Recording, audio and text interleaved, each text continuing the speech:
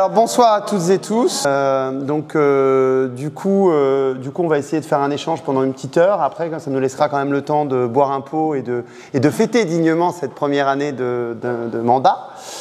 Et donc, je vais d'abord faire comme d'habitude une petite introduction pour vous dire ce qu'on a fait depuis la dernière fois qu'on nous sommes croisés. Je ne vais pas faire un bilan de l'ensemble du mandat. Par contre, sur le bilan du mandat, en fait, on a réalisé un 4 pages que vous pouvez trouver à l'entrée et qui sera diffusé normalement sur l'ensemble de la circonscription en version A4. Là, c'est une petite version flyer, mais qui est un peu difficile à lire, mais c'est une petite erreur, ça arrive, on a des fois des problèmes de logistique. Mais néanmoins, voilà, vous aurez tous les éléments du bilan, enfin tel qu'on l'a proposé sur 4 pages du mandat. Alors moi je voulais repartir de la bataille des retraites évidemment parce que ça a été le grand moment de ce mandat et de ces derniers mois. Alors évidemment quand on sort de cette bataille on peut se dire nous avons encore une fois de plus perdu et c'est un échec. Moi je voudrais commencer par dire qu'il faut analyser les raisons pour lesquelles cette bataille a été menée par Emmanuel Macron. Est-ce que réellement son seul objectif c'était de passer la retraite de 62 à 64 ans ? En gros, c'est 12 milliards qu'il va essayer de récupérer sur le dos des salariés, 19, ça dépendait de leurs estimations. En réalité, je crois que ce n'était pas que ça. Il a fait cette réforme essentiellement, comme Thatcher l'avait fait avec les mineurs, avec l'objectif d'en finir une bonne fois pour toutes avec le mouvement social français et le mouvement ouvrier français.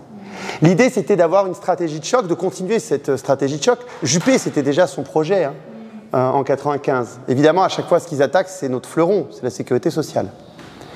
Et ils voulaient absolument, et c'est ce qu'on a débattu d'ailleurs avec Philippe Poutou la semaine dernière, je crois qu'ils voulaient absolument effacer le mouvement social français, qui est quand même quelque chose qui a permis de résister en Europe, parce que contrairement aux autres, à chaque fois, nous avons résisté en 1995, nous avons résisté en 2003, nous avons résisté en 2009, et la société française est riche de ces résistances. Et donc je crois réellement que son projet, c'était celui-là. Et donc si on fait un bilan, il faut faire le bilan à l'aune de ce projet. Et en réalité, c'est plutôt match nul. C'est-à-dire que d'un côté, nous avons échoué pour l'instant, la réforme des retraites risque de s'appliquer, mais de l'autre côté, il n'a pas détruit le mouvement social français. Nous sortons de cette bataille la tête haute. Et notamment, on avait enterré les syndicats. Il y a eu plus de 100 000 adhésions après la bataille des retraites au niveau des syndicats.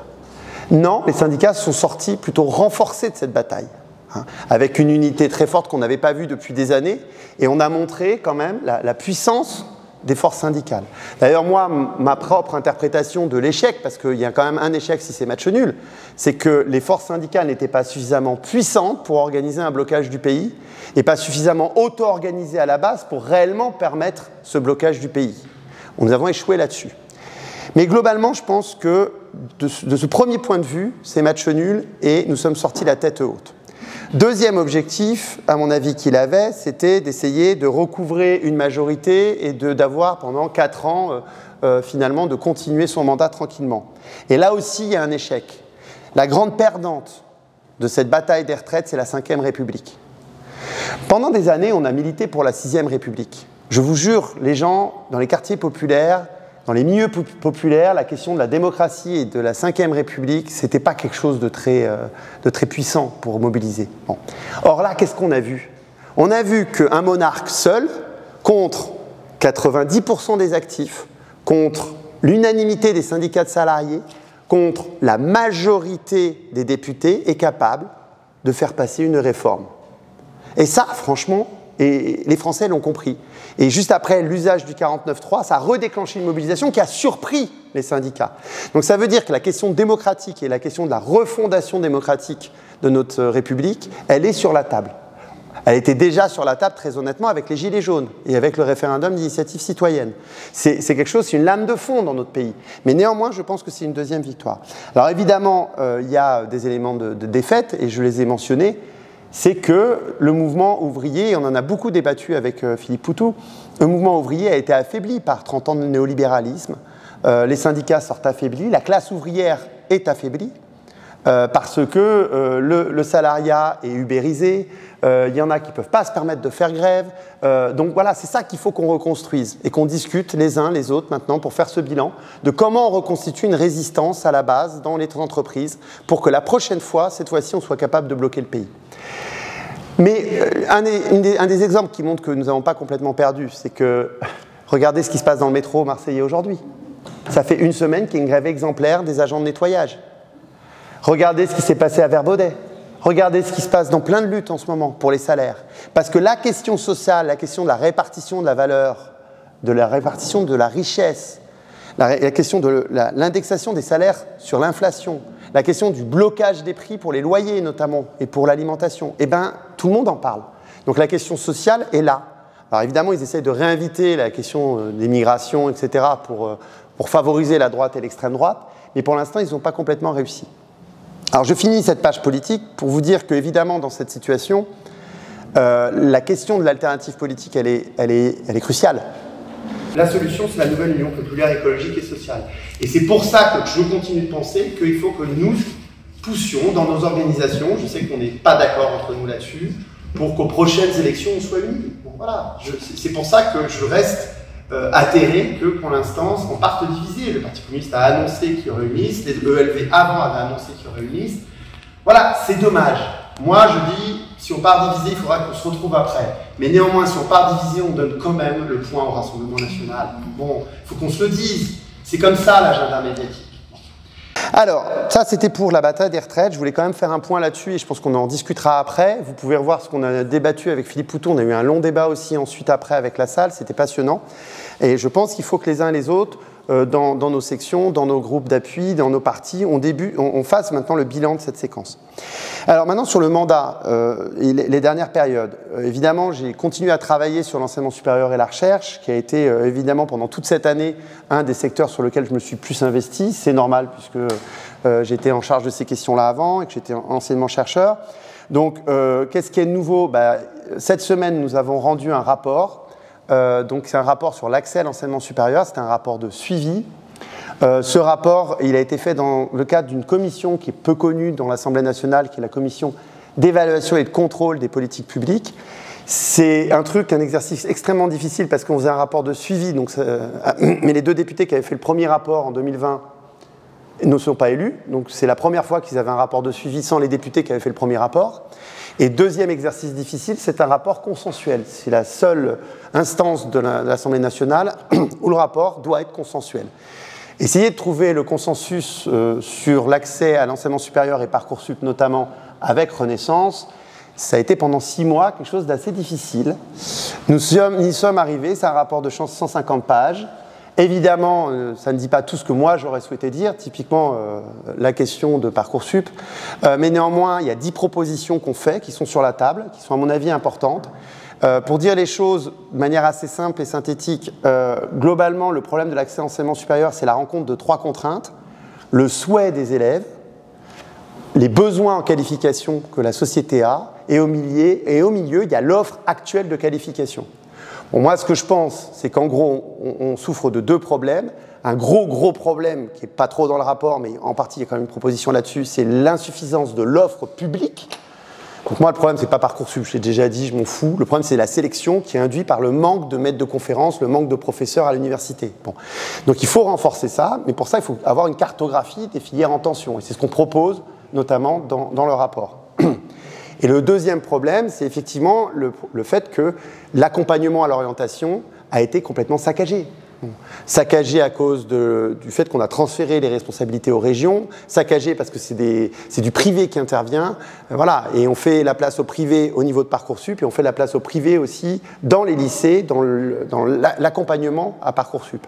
Donc, en gros, ce qu'on propose, c'est renforcer les psychologues de l'éducation nationale, mieux former les professeurs, bref, refonder vraiment le service d'accompagnement.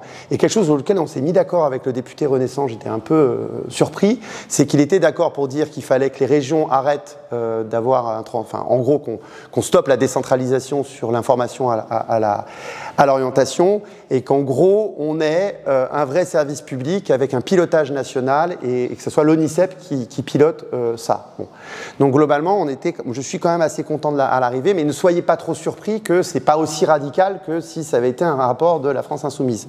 Mais néanmoins, comme je suis pas trop satisfait de tout, on va faire une proposition de loi, cette fois-ci probablement NUPES, sur le service public de l'orientation à la rentrée. Donc ça a été le gros dossier pendant les 6 derniers mois, c'est pour ça que je vous en parle longuement.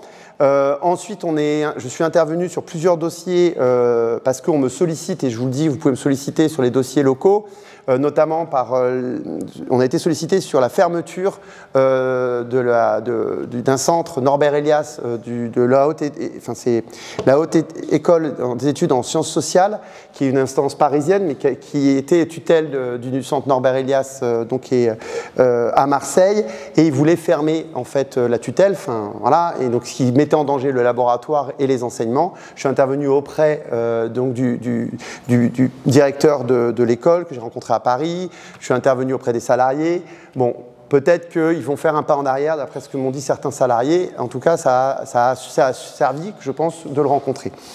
Ensuite, je interviens sur les questions de violences sexuelles et sexistes à Lyon, où il y a un laboratoire qui subit ça. On est intervenu sur la question des vacataires aussi. Voilà, je continue ma tournée des facs un peu partout. Je suis allé à Périgueux, c'était passionnant de discuter avec des professeurs à l'IUT Périgueux, où ma collègue Pascal Martin m'a invité. Je fais juste une aparté sur la culture et vous signaler un autre problème important dans la circonscription. C'est la menace qui pèse sur le centre Montevideo, qui est un centre important en fait pour la culture et pour notamment les cultures, les danses contemporaines et les mouvements artistiques. Hein. Voilà, c'est pilote ce centre pour un festival actoral qui est vraiment un festival reconnu internationalement. On a rencontré donc le président qui risque de se faire déloger très prochainement. On va rencontrer ensuite les instances de la ville, parce qu'une solution ça aurait été que la ville préempte en fait le lieu. On va rencontrer donc monsieur Coppola, la responsable aussi auprès de Benoît Payan. Donc tout ça est en cours. Moi mon idée c'est qu'on me sollicite. Je revois aussi avec la ville. J'essaye de voir aussi au niveau national. On va faire un courrier à la ministre de la Culture. Voilà comment on agit en tant que député. C'est pour vous donner un peu la matière. Sur la question écolo, avant de conclure, j'aime bien toujours parler aussi des questions sociales et des questions écologiques. Donc sur la question écologique, on est surtout intervenu sur la question de la forêt. Enfin, je suis surtout intervenu sur les questions de la forêt. Évidemment, c'était mon ancien métier. On a une proposition de loi qui est arrivée sur les incendies de forêt à l'Assemblée nationale. Donc je suis intervenu sur beaucoup d'amendements. On en a proposé une dizaine. Et on est intervenu aussi dans le Var avec mes collègues députés pour faire une conférence sur les incendies de forêt, et j'ai auditionné des pompiers. Et voilà. Enfin, vous voyez le genre de travail qu'on a pu mener sur la forêt. Évidemment, il y a plein d'autres. En général, on a 4 à 5 auditions le vendredi de personnalités différentes, donc je ne peux pas vous en rendre compte de tous. Puis certains ne souhaitent pas forcément, d'ailleurs, qu'on en rende compte. Donc je crois à peu près avoir fini. Mon bilan un peu de l'année, c'est globalement sur les dossiers nationaux, que ce soit l'éducation, la recherche, l'écologie, on est assez satisfait, y compris sur l'enseignement supérieur. Ce que je ne vous ai pas dit, mais c'est que du coup, au moment de la remise des premiers résultats de Parcoursup, on a quand même j'ai réussi à avoir une question au gouvernement sur la question, et le même jour, une tribune dans Le Monde.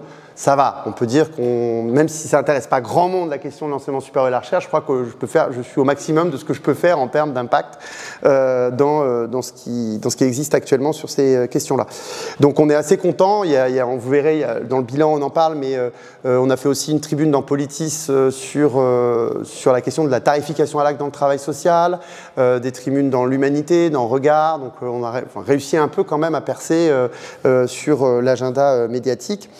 Le point un peu négatif, évidemment, on en avait souvent discuté, c'est d'essayer d'arriver à faire en sorte que collectivement on arrive à travailler ensemble les uns les autres. C'est-à-dire que je suis sollicité souvent par des individus qui viennent me voir pour tel ou tel dossier, mais on a essayé de monter des groupes de travail, on en reparlera là je pense encore,